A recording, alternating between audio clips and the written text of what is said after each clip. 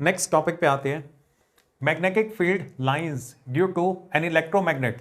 अब हमने ये डिस्कस करना है कि इलेक्ट्रोमैग्नेट की वजह से मैग्नेटिक फील्ड लाइंस किस तरह की होती हैं। एक बार मैग्नेट की वजह से जैसे मैग्नेटिक फील्ड लाइंस होती है ना, सोलोनॉइड की वजह से भी एग्जैक्टली वैसे ही होती हैं, और इलेक्ट्रोमैग्नेट की वजह से भी मैग्नेटिक फील्ड लाइंस उसी पैटर्न के अंदर ही होती हैं। तो फाइनल डायग्राम तो आपका इस तरह का बनेगा, लेकिन इस डायग्राम को स्टेप बाय स्टेप कैसे बनाएंगे अब उसे डिस्कस कर लेते हैं। देखो, ये हमारे पास एक इलेक्ट्रोमैग्नेट है, ये बीच में सॉफ्ट आयरन की कोर है और इसके ऊपर हमने कॉइल को ऐसे लपेटा हुआ है, वायर को लपेटा हुआ है, सिलेंड्रिकल कॉइल की फॉर्म के अंदर अरेंज किया हुआ है। अब इलेक्ट्रोमैग्नेट मैग्नेट की तरह तब बिहेव करता है ना जब इसकी कॉइल के अंदर से करंट पास हो रहा होता है। तो यहाँ पे पहले आपने बैटरी को कनेक्ट करना है और स्विच ऑन कर देना है ताकि अब यहाँ पे करंट पास हो रहा है। अब इस कॉइल में से करंट पास हो रहा है तो ये इलेक्ट्रोमैग्नेट बन गया है। अब ये मैग्नेट की तरह बिहेव करेगा। अब मैग्नेटिक फील्ड लाइंस बनाने के लिए सबसे पहले तो ना आपने ये वाली स्ट्रेट लाइन बना देनी है जो इसके बीच में से पास हो रही है। उसके बाद 3 लाइंस आपने इसके ऊपर बनानी है और 3 लाइंस आपने इस लाइन के नीचे बनानी है। ये देखो, पहले ऊपर 3 लाइंस बना देते हैं, ये 1 2 3।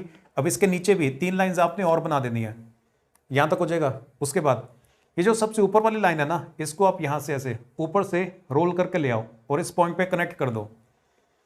उसके बाद सेकंड लाइन को भी ऐसे ऊपर से रोल करके लेके आएंगे और यहाँ पे कनेक्ट कर देंगे।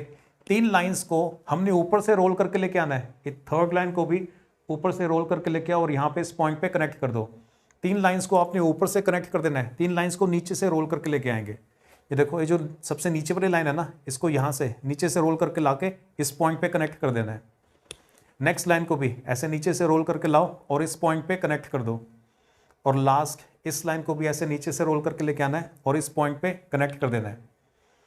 और आपने इस बात का ध्यान रखना है, यहाँ पे जितना डिस्टेंस है ना, अगली 2 लाइंस के बीच में डिस्टेंस थोड़ा ज़्यादा, अगली 2 लाइंस के बीच में डिस्टेंस और ज़्यादा। ये देखो, यहाँ पे जितना डिस्टेंस है इस लाइन और इस लाइन के बीच में डिस्टेंस ज़्यादा होना चाहिए, अगली 2 लाइंस के बीच में डिस्टेंस और ज़्यादा होना चाहिए। जैसे जैसे आगे की तरफ मूव करते हैं ना, ये डिस्टेंसेस इंक्रीज होते हैं।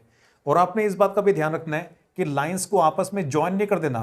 कोई भी 2 लाइंस आपस में इंटरसेक्ट नहीं करनी चाहिए, क्योंकि मैग्नेटिक फील्ड लाइंस कभी भी इंटरसेक्ट नहीं करती है। उसके बाद पोलैरिटी शो करनी है, एक तरफ आप नॉर्थ पोल लिखोगे, दूसरी तरफ साउथ पोल लिखोगे, और लास्ट में डायरेक्शंस बनानी है, एरो हेड्स बनाने हैं। ये देखो, ध्यान से देखो, जहां पे नॉर्थ पोल लिखा हुआ है ना, वहां से सारे की सारी मैग्नेटिक फील्ड लाइंस बाहर की तरफ निकल रही हैं और ये लाइंस घूम के वापस से साउथ पोल से अंदर एंकर कर रही हैं। यहां से भी देखो, नॉर्थ पोल से मैग्नेटिक फील्ड लाइंस बाहर निकल रही हैं और घूम के साउथ पोल से वापस सारी की सारी लाइंस अंदर की तरफ एंकर कर रही हैं।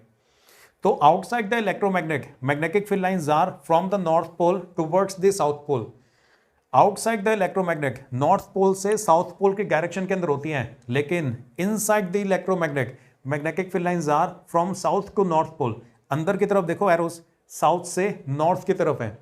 जहां पे मैग्नेटिक फील्ड लाइंस पास हैं, that is the region of strong magnetic field, और जहां पे मैग्नेटिक फील्ड लाइंस दूर दूर हैं, that is the region of weak magnetic field. और ये बीच वाले पोर्शन के अंदर देखो, ये जो मैग्नेटिक फील्ड लाइंस है ना, ये सारी की सारी स्ट्रेट लाइंस हैं, पैरेलल हैं और इक्विडिस्टेंट है। तो इसका मतलब बीच वाले पोर्शन में यूनिफॉर्म मैग्नेटिक फील्ड है। Parallel, straight, equidistant lines represent uniform magnetic field. Parallel, straight, equidistant lines represent uniform magnetic field.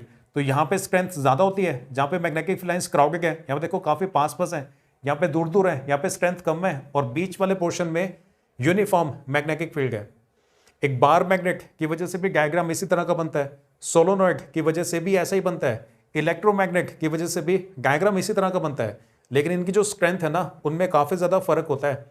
जो बार मैग्नेट है वो तो काफी कमजोर मैग्नेट होता है, सोलोनॉइड बार मैग्नेट के कंपैरिजन में काफी ज्यादा स्ट्रॉन्ग मैग्नेट होता है, और जो इलेक्ट्रोमैग्नेट है वो सोलोनॉइड के कंपैरिजन में और बहुत ही ज्यादा स्ट्रॉन्ग मैग्नेट होता है।